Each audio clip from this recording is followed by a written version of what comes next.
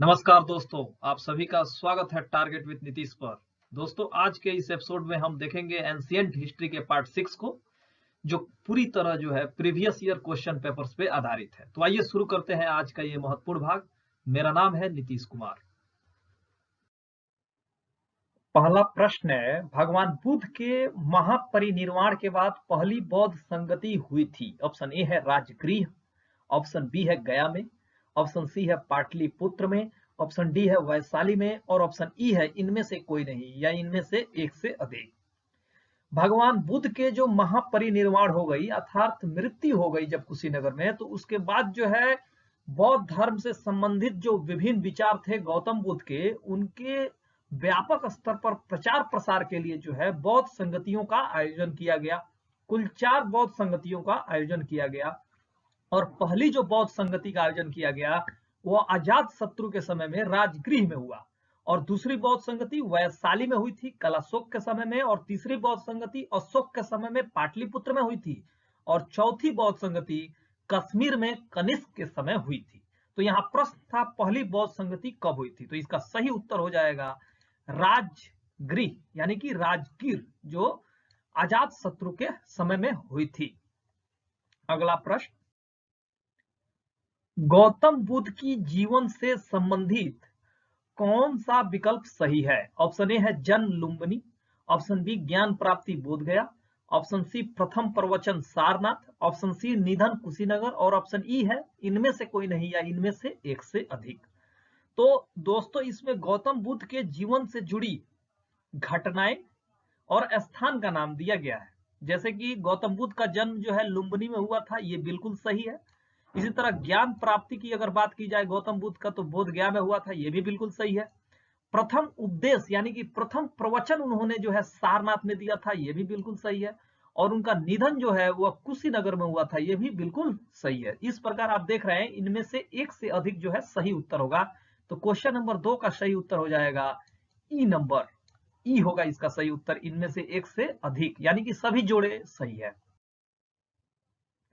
16 महाजनपदों की सूची उपलब्ध है। ऑप्शन ए है महाभारत में, ऑप्शन बी है अंगुत्तर निकाय में, ऑप्शन सी है छांदोग्य उपनिषद में और ऑप्शन डी है संयुक्त निकाय में।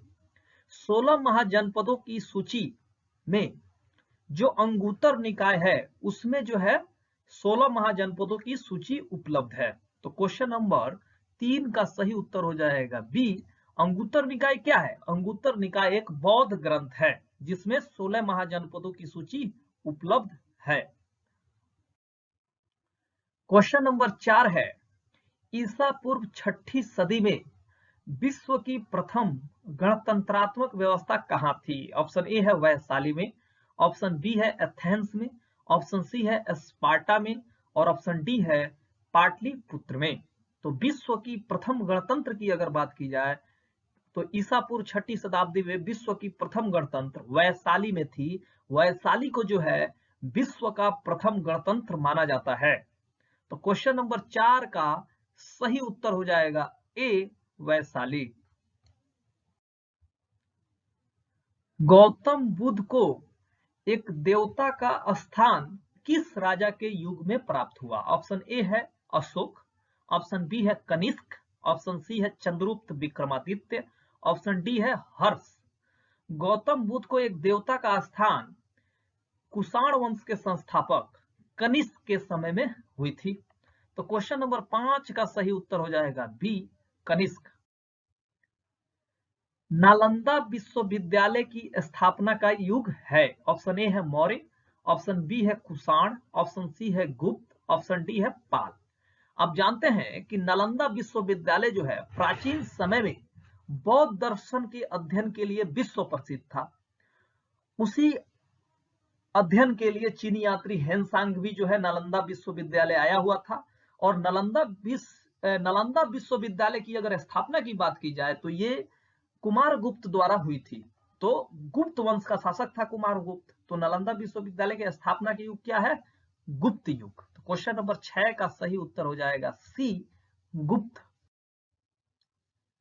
नालंदा विश्वविद्यालय किस लिए विश्व प्रसिद्ध था? ऑप्शन ए है चिकित्सा विज्ञान, ऑप्शन बी है तर्कशास्त्र, ऑप्शन सी है बौद्ध धर्म दर्शन, और ऑप्शन डी है रसायन विज्ञान। नालंदा विश्वविद्यालय जो है वो बौद्ध धर्म दर्शन के लिए प्रसिद्ध है। तो क्वेश्चन नंबर 7 का सही उत्तर हो जाएगा सी। आप जानते हैं कि जो हैंसांग था, जो चीनी यात्री था, वह भी बौद्ध धर्म दर्शन के अध्ययन के लिए ही यहाँ आया था। तो क्वेश्चन नंबर 7 का सही उत्तर हो जाएगा सी, बौद्ध धर्म दर्शन।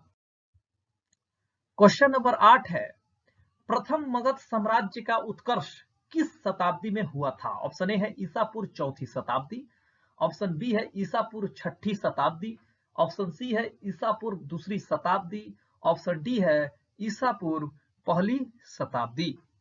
तो प्रथम मगध साम्राज्य का जो उत्कर्ष हुआ था वह लगभग 544 से लेकर 492 ईसा पूर्व में हुआ था। एक तरह से आप कह सकते हैं 6ठी शताब्दी ईसा पूर्व में जो है प्रथम मगध साम्राज्य का उत्कर्ष हुआ था।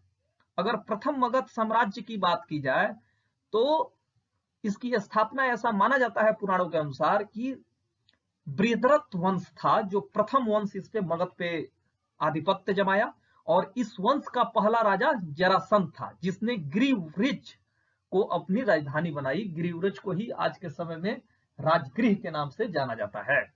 तो क्वेश्चन नंबर 8 का सही उत्तर हो जाएगा बी, ईसा पूर्व 6ठी शताब्दी। मगध की राजधानी कौन सी थी? ऑप्शन ए है पाटलिपुत्र, ऑप्शन बी है वैशाली, ऑप्शन सी है ग्रीवव्रज राजगृह, और ऑप्शन डी है चंपा।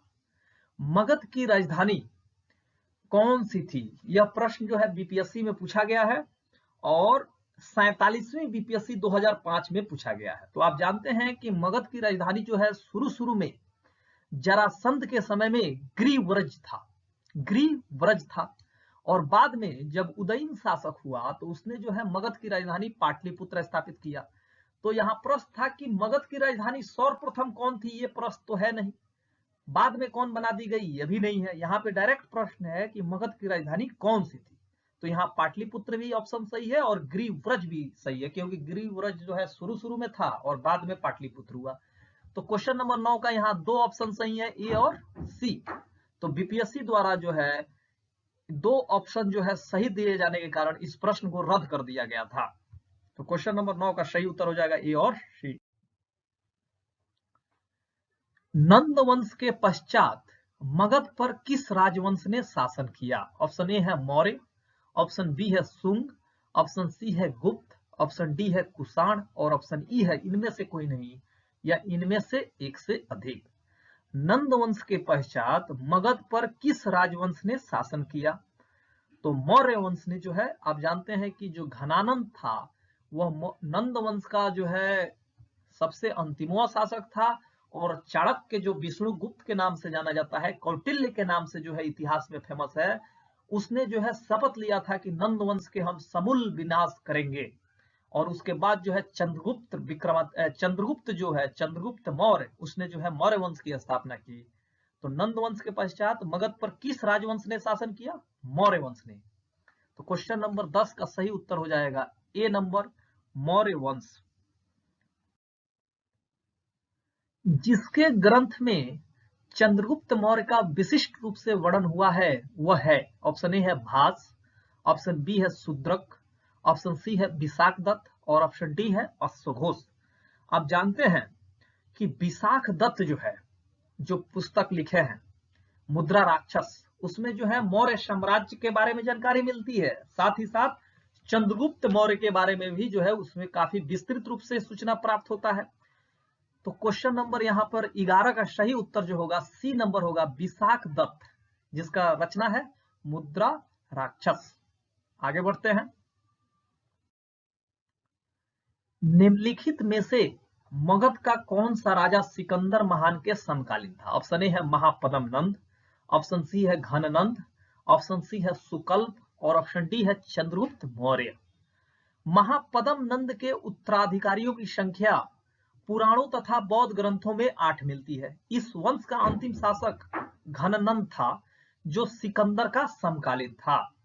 तो क्वेश्चन नंबर 12 का सही उत्तर हो जाएगा बी, घननंद। आगे बढ़ते हैं। पाटलिपुत्र में स्थित चंद्रगुप्त का महल मुख्यतः बना था? ऑप्शन ए है ईंटों का, ऑप्शन बी है पत्थर का, ऑप्शन सी है लकड़ी का और ऑप्शन डी है मिट्टी का। पाटलिपुत्र में स्थित चंद्रगुप्त का महल जो है वह लकड़ी का बना हुआ था। बिहार में पटना के समीप बुलंदी बाग एवं कुम्हार में की गई खुदाई में मौर्य काल के लकड़ी के विशाल भवनों के अवशेष प्रकाश में आए हैं।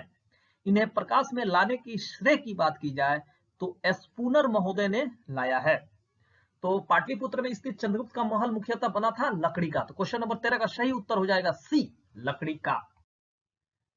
निम्नलिखित में से कौन मौर्य राजा ने दक्कन की विजय प्राप्त की थी? ऑप्शन ए है अशोक, ऑप्शन बी है चंद्रगुप्त, ऑप्शन सी है बिंदुसार और ऑप्शन डी है कुणाल। किस मौर्य राजा ने दक्कन की विजय प्राप्त की थी? तो मौर्य साम्राज्य का संस्थापक चंद्रगुप्त मौर्य ने दक्षिण भारत की विजय प्राप्त की थी।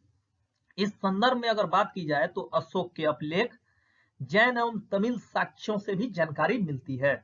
दक्षिण भाग के अनेक स्थलों में अशोक के भी अभिलेख प्राप्त हुए हैं, किंतु अशोक ने एकमात्र कलिंग विजय की थी। अतः ऐसी स्थिति में दक्षिण में विजय का श्रेय अगर हमको देना हो तो चंद्रगुप्त मौर्य को ही देना पड़ेगा। तो क्वेश्चन नंबर 14 का सही उत्तर हो जाएगा बी, चंद्रगुप्त। क्वेश्चन नंबर 15 है, अभिलेख जिससे यह प्रमाणित होता है कि चंद्रगुप्त का प्रभाव पश्चिम भारत पर था है। ऑप्शन ए है कलिंग शिलालेख, ऑप्शन बी है अशोक का गिरनार अभिलेख, ऑप्शन सी है रुद्रदामन का जूनागढ़ अभिलेख और ऑप्शन डी है अशोक का सोपारा अभिलेख। तो रुद्रदामन का जो जूनागढ़ अभिलेख है उससे यह जानकारी मिलती है कि चंद्रगुप्त का प्रभाव पश्चिम भारत पर भी था। जूनागढ़ आप जानते हैं गुजरात में आता है। तो क्वेश्चन नंबर 15 का सही उत्तर हो जाएगा सी, रुद्रदामन का जूनागढ़ शिलालेख। तो दोस्तों ये रहा आज का महत्वपूर्ण भाग। आपको प्राचीन भारत के इतिहास से संबंधित जो प्रश्न आपके सामने लाए जा रहे हैं वो आपको कैसा लग रहा है, साथ ही ये भी बताइए कि इसमें हम क्या सुधार कर सकते हैं जिससे आपको ज्यादा से ज्यादा लाभ मिले। तो इस एपिसोड से चाहूंगा इजाजत, दीजिए इजाजत। लेकिन अगर अभी तक आपने टारगेट विद नीतीश को सब्सक्राइब नहीं किया है तो जरूर सब्सक्राइब करें। चाहूंगा इससे इजाजत, तब तक के लिए शुभ विदा, नमस्कार।